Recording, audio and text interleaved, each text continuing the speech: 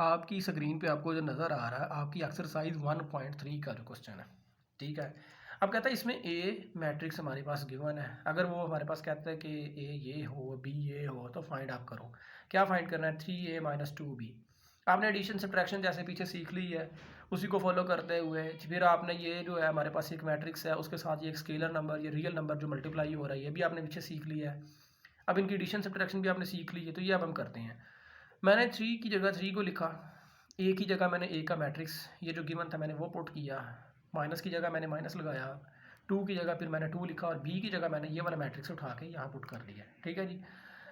3 को मैंने अंदर मल्टीप्लाई किया तो 3 1 ज़ा 3, 3 को मैंने -2 से मल्टीप्लाई किया, प्लस माइनस माइनस तो -6 बन गया। 3 3 से 9, 3 4 से 12, -2 सॉरी माइनस को मैंने वैसे लिख देना है, 2 को मैंने मल्टीप्लाई किया अंदर 0 से, तो 2 multiply by 0 0, 2 multiply by 7 14, 2 multiply -3 तो प्लस माइनस माइनस तो ये मेरे पास -6 बन गया, 2 मल्टीप्लाई बाय 8 तो ये मेरे पास 16 बन गया।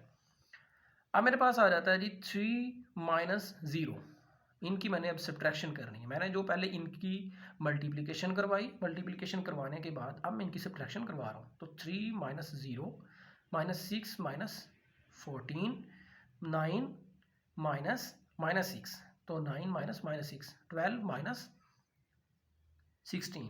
ठीक है, तो 3 - 0 3 -6 -14 क्या बचा जी? ये मेरे पास माइनस माइनस ये प्लस होते हैं। जब हम मल्टीप्लिकेशन करते हैं माइनस माइनस तो वहाँ पे प्लस आ जाता है। ठीक है, और जब हम एडिशन करते हैं तो हमारे पास माइनस माइनस क्या आ जाता है जी? वो हमारे पास साइन माइनस का आता है, लेकिन वो ऐड होके तो क्या बनता है? 20 बन जाता है। यहाँ पे 6 और 14 20 बन जाता है, लेकिन इनके साथ जो साइन आएगा वो माइनस का आएगा। तो माइनस माइनस प्लस 9 + 6 क्या बच गया हमारे पास? 15, 12 - 16 तो बड़ी वाली वैल्यू 16 थी, 16 में से 12 गए तो इसमें से 4 बचा, बड़ी वैल्यू क्या थी? 16, तो उसका साइन आ गया था -4। अब पार्ट 2 देखें, आपकी स्क्रीन पे है, ये देखें पार्ट 2। पार्ट 2 के अंदर आपने क्या करना है? आपने करना ये है कि 2a का ट्रांसपोज -3b का ट्रांसपोज आपने कैलकुलेट करना है। 2a की जगह मैंने a की वैल्यू पुट कर दी, माइनस की जगह मैंने माइनस लिख दिया, 3 की जगह मैंने 3 लिख दिया, b की जगह मैंने b की वैल्यू लिख दी और ट्रांसपोज मैंने वैसे ही इनके ऊपर लिख दिए। 2 एज इट इज़ आ गया मेरे पास। यहाँ पे मेरे पास a का ट्रांसपोज जो है वो आ जाता है जी, रोज़ को कॉलम्स में लिख दिया। 1 - 2 को मैंने 1 - 2 लिख दिया, 3 4 को मैंने ऐसे लिख दिया। ठीक है, -3 एज इट इज़, इनको फिर मैंने 0 7 को रो की को मैंने कॉलम में लिख दिया 0 7, -3 8 रो को मैंने -3 8 कॉलम की शक्ल में लिख दिया।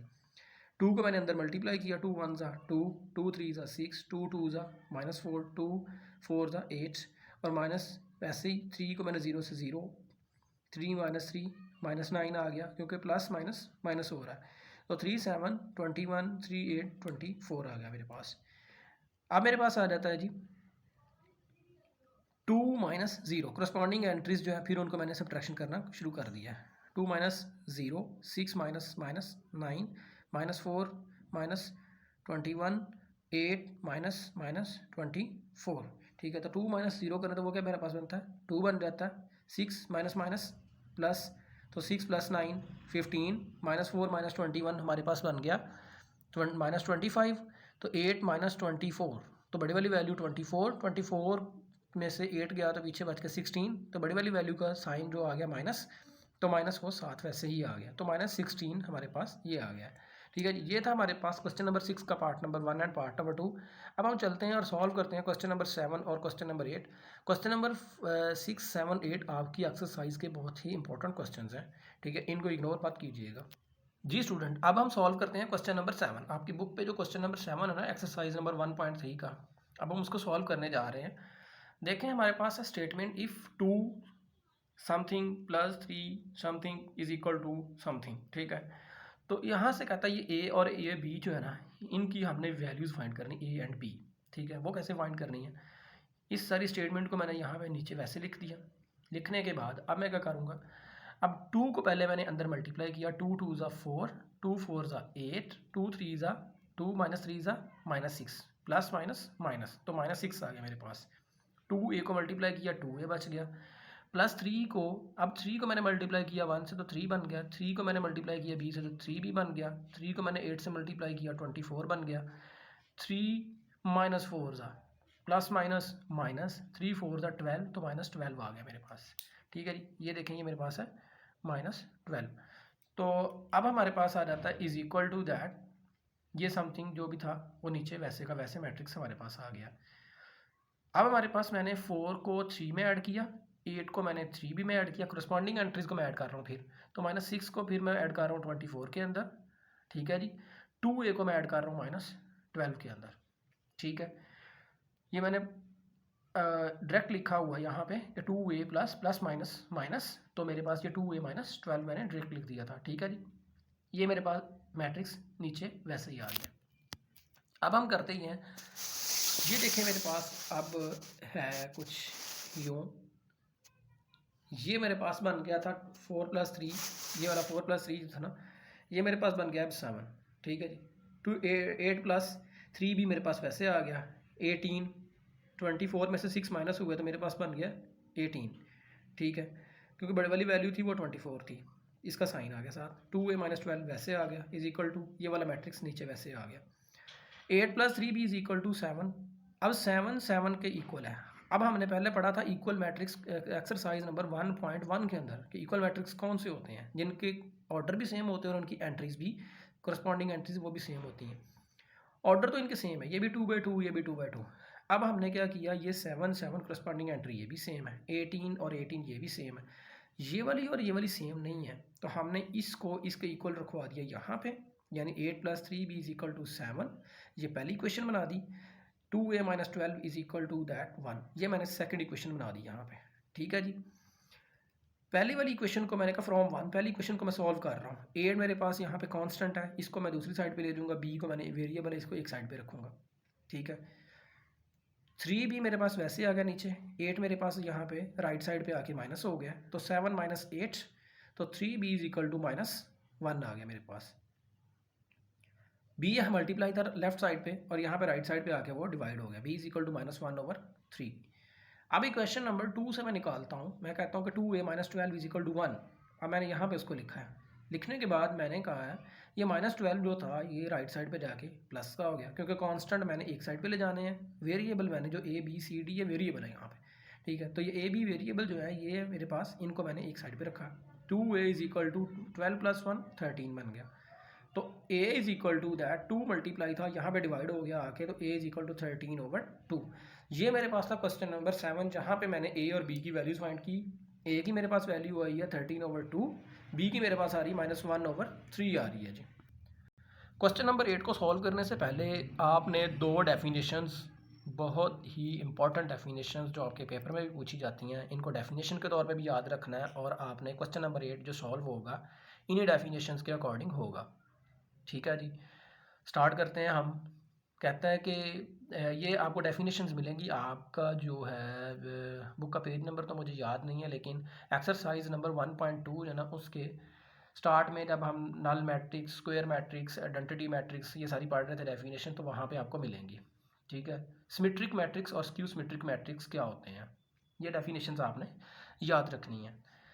सिमेट्रिक मैट्रिक्स कहता एक ऐसा मैट्रिक्स होता है अगर हम किसी मैट्रिक्स का ट्रांसपोज करें, ठीक है, तो वो हमें दोबारा से वही मैट्रिक्स मिले, और इसकी सबसे बड़ी जो है ऑर्डर मतलब इसका क्या होगा या कुछ इसका, वो आप कह सकते हैं कि एक जो सिमेट्रिक मैट्रिक्स है ना वो स्क्वायर मैट्रिक्स होगा। इसकी एक निशानी ये भी है कि सिमेट्रिक मैट्रिक्स हमेशा ही स्क्वायर मैट्रिक्स होगा। स्क्वायर मैट्रिक्स क्या था हमने पढ़ा था, जिसके अंदर जी ऑर्डर सेम होता है, यानी रोज़ और कॉलम्स मतलब जिनकी इक्वल होती हैं उसको हम क्या कहते हैं, स्क्वायर मैट्रिक्स। यानी 2/2 3/3, 2 ही रोज़ होंगी 2 ही कॉलम्स हो गए, 3 रोज़ होंगी 3 कॉलम्स हो गए, तो वो हमारे पास स्क्वायर मैट्रिक्स होता था। तो सिमेट्रिक मैट्रिक्स वो होगा जब हम किसी मैट्रिक्स का ट्रांसपोज करेंगे। फॉर एग्जांपल हमारे पास कहता है एक मैट्रिक्स है, उसका ट्रांसपोज करो, ट्रांसपोज करने के बाद हमारे पास वो दोबारा ए ही मिले। अब इसकी एग्जांपल मैं आपको करवाता हूँ। देखें हमारे पास एक मैट्रिक्स है जी m 1 2 3 2 3 -1 4 4 0, ये इसकी एंट्रीज है। तो अब कहता है कि इसकी रो जो पहली है ना 2 1 2 3, उसको कॉलम में लिख दो 1 2 3। सेकंड रो जो 2 माइनस 1 4 है ना, इसको क्या करो कॉलम में लिखो, 2 माइनस 1 4 को 2 माइनस 1 4, ठीक है। अब जो थर्ड वाली रो है ना 3 4 0, 3 4 0 को मैंने क्या किया, थर्ड वाले कॉलम मैंने लिख दिया, ठीक है। तो अब देखो ये जो मैंने ट्रांसपोज किया मैट्रिक्स का एम का, वो मेरे पास दोबारा से एम के इक्वल ही आ गया, तो इसे कहते हैं सिमेट्रिक मैट्रिक्स। सिमेट्रिक मैट्रिक्स की समझ आइए आपको, कि अगर हम किसी मैट्रिक्स का ट्रांसपोज करते हैं, ट्रांसपोज करने के बाद दोबारा हमें वही मैट्रिक्स मिल जाए, दोबारा हमें वही मैट्रिक्स मिल जाए, तो यानी कि एम मैट्रिक्स हमें दोबारा वही मिल गया है। एम का हमने ट्रांसपोज किया, ट्रांसपोज करने के बाद हमें एम दोबारा मिल गया। एम मतलब क्या था, ये वाला, तो ये और ये दोनों सेम एंट्रीज हैं, तो इसलिए हमने इसे कह दिया कि ये हमारे पास सर एक सिमेट्रिक मैट्रिक्स है। अब हम पढ़ते हैं स्क्यू सिमेट्रिक मैट्रिक्स क्या है। ये देखो नीचे आपके पास है जी skew symmetric matrix. Skew symmetric matrix क्या होता है, इसकी निशानी भी यही है कि ये क्या होता है, ये एक स्क्वायर मैट्रिक्स होता है, ठीक है। एक स्क्वायर मैट्रिक्स है to be skew symmetric matrix. इसमें सिर्फ क्या होता है कि आप जिस मैट्रिक्स का ट्रांसपोज करते हो उसका क्या आ जाता है, नेगेटिव मैट्रिक्स आ जाता है आपके पास। पहले तो था सिमेट्रिक में मैट्रिक्स, फॉर एग्जांपल ए था तो ए, उसका ट्रांसपोज करते थे तो वो हमें ए ही मिल जाता था। फिर अब हम ए का ट्रांसपोज करेंगे तो वो ए नहीं मिलेगा हमें, उसका नेगेटिव मिलेगा, नेगेटिव ए, तो नेगेटिव मैट्रिक्स मिल जाएगा हम उसे, तो उसे हम कहेंगे सर स्क्यू सिमेट्रिक मैट्रिक्स कहेंगे। एग्जांपल इसकी क्या है, A is equal to this one, ये हमारे पास कुछ एंट्रीज थी। अब हमने इसे क्या किया, पहली रो इसका हमने किया ट्रांसपोज, ट्रांसपोज करने के बाद पहली रो जो थी उसको हमने पहले कॉलम की शक्ल में लिख दिया, 0 2 3 को 0 2 3। सेकेंड रो -2 0 1 को मैंने -2 0 1 कॉलम की शक्ल में लिख दिया। 3 -1 0 को मैंने 3 इसकी शक्ल में लिख दिया, ठीक है जी, थर्ड वाले मैट्रिक्स की शक्ल में लिख दिया, ठीक है। तो सॉरी यहाँ पे मेरे ख्याल में माइनस था मेरे पास, तो यहाँ पे माइनस बन गया मेरे पास, ठीक है जी। तो अब मैंने क्या किया, अब मैंने किया ये इसका नेगेटिव मैट्रिक्स लो। नेगेटिव मैट्रिक्स का कैसे लेते थे हम, नेगेटिव मैट्रिक्स ऐसे लेते थे कि जो मैट्रिक्स होता था उसके साथ हम क्या लगाते थे, माइनस, और अंदर जितनी एंट्रीज होती थी उनको चेंज कर देते थे। ये मैंने इस मैट्रिक्स के साथ मैंने ये लगा दिया माइनस, ठीक है। और मतलब या कह लो कि इसमें से हम माइनस कॉमन ले रहे हैं या माइनस से अंदर मल्टीप्लाई करवा रहे हैं, ठीक है, ऐसे भी कह सकते हो आप। तो मैंने माइनस इससे कॉमन ले लिया, जब माइनस कॉमन लिया तो ये 0 2 3 था ना, तो ये 0 एज इट इज़ आ गया, 2 प्लस का था ये माइनस का हो गया, 3 माइनस का हो गया, ये माइनस वाली जो थी ये प्लस वाली हो गई, ये माइनस की प्लस वाली हो गई, ये प्लस वाली ये माइनस की हो गई, ये मेरे पास आ गया माइनस, ठीक है। तो ये मेरे पास सारा कुछ क्या था, ये मेरे पास सारा कुछ था ए मैट्रिक्स, तो मेरे पास नेगेटिव ए आ गया, तो ए का ट्रांसपोज मेरे पास बना नेगेटिव ए, तो ए मैट्रिक्स जो है वो नेगेटिव ए बन गया, ठीक है जी। तो यहाँ तक आपको समझ आई कि स्क्यू सिमेट्रिक मैट्रिक्स क्या होता है। स्क्यू सिमेट्रिक ऐसा मैट्रिक्स अगर उसका ट्रांसपोज किया जाए तो वो नेगेटिव बने, ठीक है, वो मैट्रिक्स हमें मिले लेकिन वो नेगेटिव के साथ मिले, ये जैसे भी है। अब हम देखते हैं क्वेश्चन नंबर 8 जो है उसके 6 पार्ट्स हैं हमारे पास, तो 6 पार्ट्स जो हम वो एक एक करके सॉल्व करते हैं उनको। अच्छा जी, हमारे पास क्वेश्चन नंबर 8 है, उसकी स्टेटमेंट कुछ यूँ है, कहता है A is equal to something, ये मैट्रिक्स है, B is equal to something, ये एक मैट्रिक्स है। वेरीफाई क्या करो जी, वेरीफाई करो कि ए प्लस बी का ट्रांसपोज, होल का ट्रांसपोज इज इक्वल टू ए का ट्रांसपोज प्लस बी का ट्रांसपोज। लेफ्ट हैंड साइड इसकी हमने लिखी ए प्लस बी का ट्रांसपोज, ब्रैकेट मैंने वैसे ही लगा दी, ए की जगह मैंने ए की एंट्रीज लिख दी प्लस ऐसे लिख दिया, बी की जगह मैंने बी की एंट्रीज लिख दी और मैंने ब्रैकेट क्लोज की और ऊपर मैंने ट्रांसपोज लगा दिया। अब मैं करता ये हूँ, मैंने कहा है सॉरी, अब हम करते ये हैं कि इसके अंदर जो एंट्रीज है ना इनको हम ऐड करते हैं। 1 + 1 कोरस्पॉन्डिंग एंट्रीज हमने ऐड कर दी, 2 + 1 3 आ गया, 0 + 2 सॉरी यहाँ पे कुछ मिस्टेक हो गई है, 0 + 2 तो यहाँ पे 2 आना था, ठीक है जी। तो ये देखें मेरे पास मैंने कहा था कि ये 0 + 2 करे तो ये 2 आ जाता है, ठीक है। तो ये बार मिस्टेक थी मेरे पास, मैंने इसको करेक्ट किया है। तो 1 + 0 करें तो यहाँ पे क्या बनेगा, यहाँ पे बनेगा 1, ठीक है जी। तो अब हमारे पास क्या आ जाता है, इसका जब हम ट्रांसपोज करेंगे तो वो बनेगा 2 3, ये रो थी इसको मैंने इस शक्ल में लिख दिया, ये 2 1 मेरे पास कॉलम था, तो यहाँ पे मेरे पास 2 यहाँ चला जाएगा, 1 जो था मेरे पास यहाँ आ जाएगा, ठीक है जी, ये मेरे पास 1 है, ठीक है जी, ये मेरे पास इसका ट्रांसपोज आ चुका है। सॉरी ये मेरी थोड़ी सी मिस्टेक थी इसके अंदर, तो काइंडली इसे करेक्ट कर लीजिएगा। अब हम सॉल्व करते हैं इसकी right hand side. Right hand side हमारे पास क्या है जी, राइट हैंड साइड हमारे पास आ जाती है ए का ट्रांसपोज प्लस बी का ट्रांसपोज। तो ए का ट्रांसपोज ए की जगह मैंने ए की वैल्यू लिखी, ऊपर ट्रांसपोज लगा दिया, प्लस बी की जगह मैंने बी की वैल्यू लिखी, ऊपर ट्रांसपोज लगा दिया मैंने। अच्छा जी स्टूडेंट्स, हम इसकी राइट हैंड साइड पढ़ रहे थे जिसके अंदर हम बात कर रहे थे। ये देखें हमारे पास ए का मैट्रिक्स मैंने लिख लिया था, उसका ट्रांसपोज लिख लिया, ठीक है, और प्लस बी प्लस लिख लिया, फिर बी की जगह मैंने बी की वैल्यू लिख दी और ट्रांसपोज लगा दिया मैंने। अब हम करते ये हैं कि इसका ट्रांसपोज लेते हैं पहले। 1 2 रो थी, उसको मैंने 1 2 कॉलम की शक्ल में लिख दिया। 0 1 रो थी, मैंने उसको 0 1 कॉलम की शक्ल में लिख दिया, ये मैंने इसका ट्रांसपोज कर दिया। 1 1 मेरे पास रो थी, मैंने 1 1 कॉलम की शक्ल में लिख दिया इसको। 2 0 मेरे पास जो रो थी उसको मैंने 2 0 कॉलम की शक्ल में लिख दिया, ठीक है। ये पर मेरे पास उसका हो गया ट्रांसपोज, दोनों के मैंने ट्रांसपोज। अब मैंने इनकी करस्पॉन्डिंग एंट्रीज जो उनको ऐड करना है, 1 + 1 ये मैंने लिखा, 0 + 2 ये लिख दिया, 2 + 1 ये लिख दिया, 1 + 0 सॉरी मैंने ये लिख दिया। 1 + 1 मेरे पास आ गया 2, 0 + 2 2, 2 + 1 3, 1 + 0 1। तो मेरे पास जो इसका आंसर आया ए का ट्रांसपोज प्लस बी का ट्रांसपोज राइट हैंड साइड का, वो मेरे पास बना है 2 2 3 1। और जो मेरे पास आंसर था लेफ्ट हैंड साइड का, वो मेरे पास था 2 2 3 1। तो दोनों मेरे पास आ गए सेम। तो यही हमने फाइंड कर रहा था क्वेश्चन नंबर 8 के पार्ट नंबर 1 में।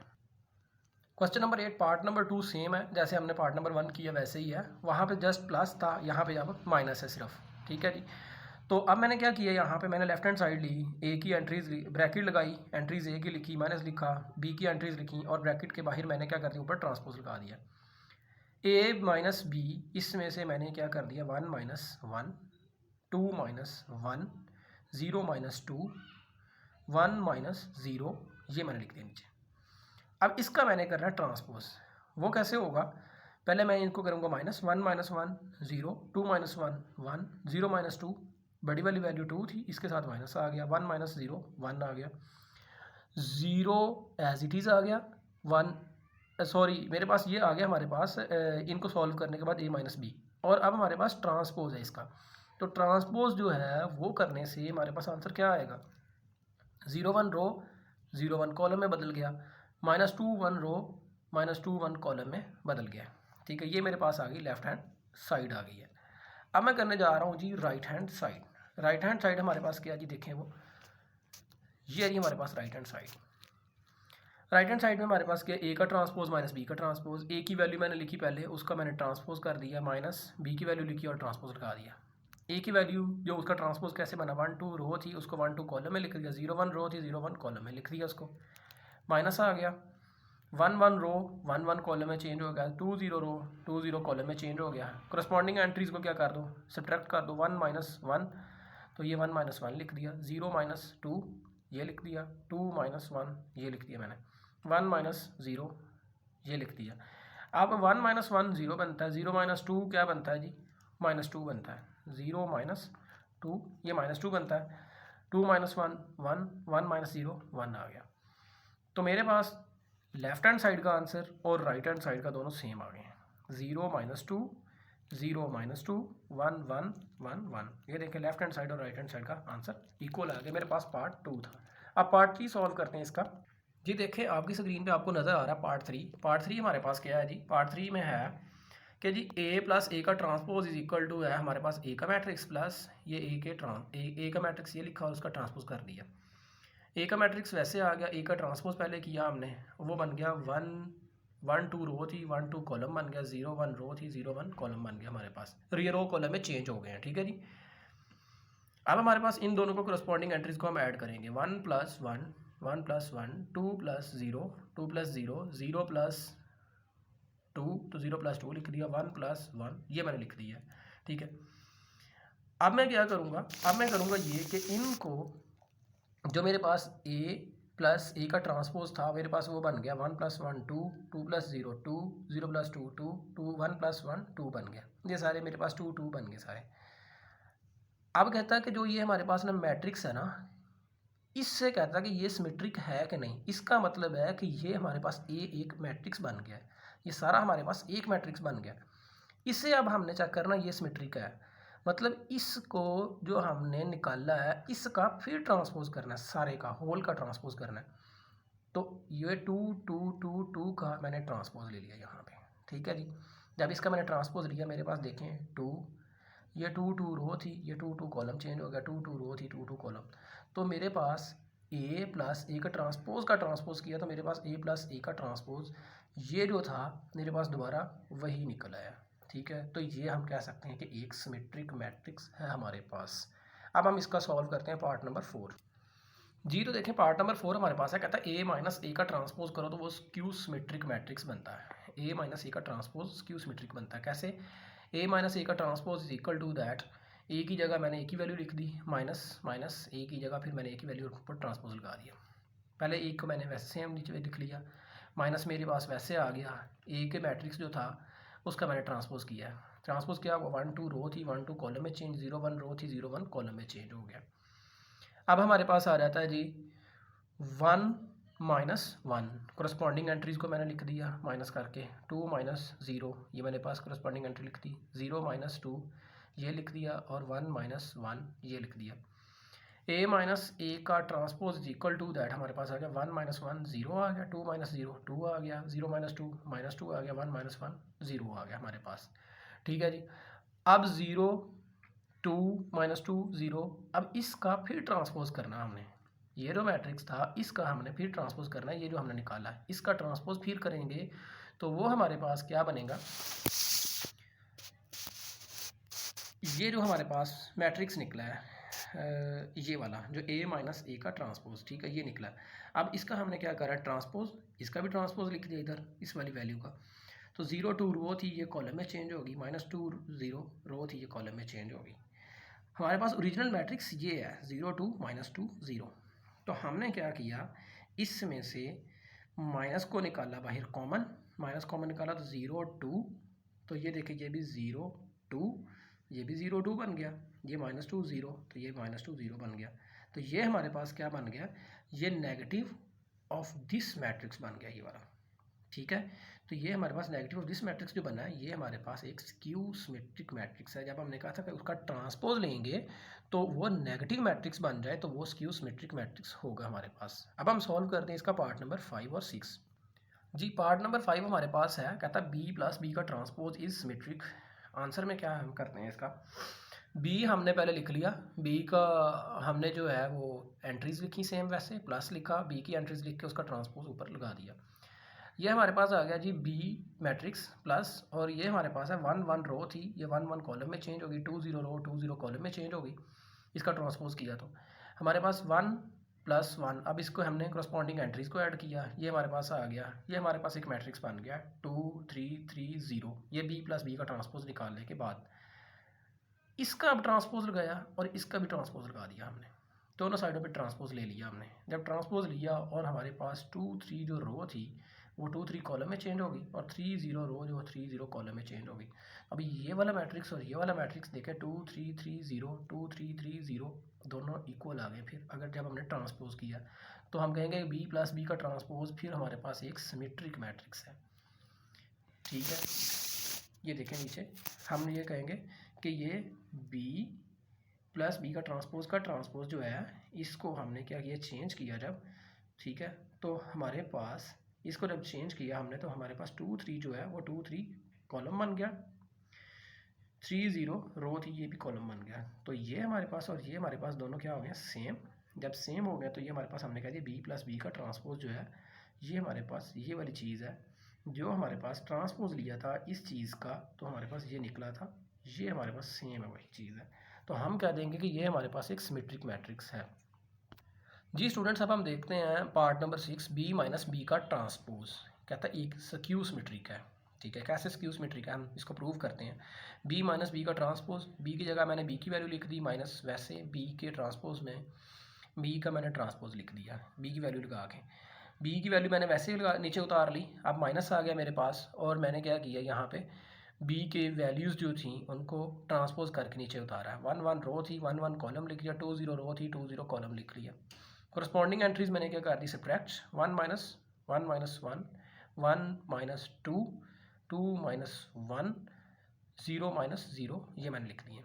1 माइनस 1 किया 0 आया, 1 माइनस 2 किया -1 आया, 2 माइनस 1 किया तो 1 आया, 0 माइनस 0 किया तो 0 आया मेरे पास। ठीक है जी, तो ये मेरे पास बी माइनस बी का ट्रांसपोज ये निकल आया। अब कहता है इसका क्या करो, इसका करो अब हम इसका कहता है जी अब करो इसका ट्रांसपोज। फिर इसका जब ट्रांसपोज किया तो इधर भी इसका ट्रांसपोज ले लिया, दोनों साइडों पर ट्रांसपोज ले लिया हमने। इसका ट्रांसपोज ऐसे लिखा नीचे, 0 माइनस 1 रो थी, 0 माइनस 1 कॉलम लिख दिया। ठीक है, और अब हमारे पास ये 1 0 रो थी, 1 0 कॉलम लिख दिया। इसके अंदर देखो कि ये जो मैट्रिक्स है ये बनाने के लिए हमें फिर दोबारा क्या है कि यहाँ से माइनस कॉमन लेना पड़ेगा। यहाँ से माइनस कॉमन लिया, जब यहाँ से मैंने माइनस कॉमन लिया तो ये मैट्रिक्स दोबारा बनेगा ना। 0 वैसे आ गया, -1 ये +1 बन गया, जब माइनस बाहर चला गया यहाँ से तो ये +1, यहाँ से माइनस गया तो यहाँ भी एक माइनस बच गया, यानी कि कॉमन लिया तो ये प्लस वाली माइनस होगी और प्लस वाली जो है वो माइनस होगी और माइनस वाली प्लस होगी, तो 0 वैसे आ गया मेरे पास। ये माइनस और ये वाला मैट्रिक्स जो था हमारे पास वो था बी माइनस बी के ट्रांसपोज के इक्वल, तो ये माइनस आ गया, ये सारा मैंने इसकी जगह बी माइनस बी का ट्रांसपोज लिख दिया। सॉरी इसके ऊपर ये ट्रांसपोज नहीं आना, ये आप काट दीजिए, कहेंगे हम कि is a skew symmetric matrix आ जाएगा। ठीक है जी, तो ये हमारे पास थी आज एक्सरसाइज नंबर 1.3, जिसका मैंने क्वेश्चन नंबर 1 आपको बता दिया था कि कन्फर्मेबल वाला है। क्वेश्चन नंबर 2 मैंने बताया था कि वो इनवर्स वाला है। क्वेश्चन नंबर 3 मैंने आपको खुद सॉल्व करवाया है। क्वेश्चन नंबर 4 जो था मैंने कहा वो खुद करें। क्वेश्चन नंबर 5 खुद करें। क्वेश्चन नंबर 6 7 8 मैंने वो खुद करवाया अभी आपको। ठीक है, तो ये पूरी वीडियो वॉच करें और एक एक क्वेश्चन को समझें और देखें, इंशाल्लाह आपको समझ आएगी। आप मेरे चैनल पे अगर नए हैं तो मेरे चैनल को लाइक करें, सब्सक्राइब करें और बेल आइकन को प्रेस करें और कमेंट करें। आप बताएं मुझे कि आपको समझ आ रही है नहीं आ रही। ठीक है, तो इंशाल्लाह मिलते हैं नेक्स्ट वीडियो में, तब तक के लिए अल्लाह हाफिज़।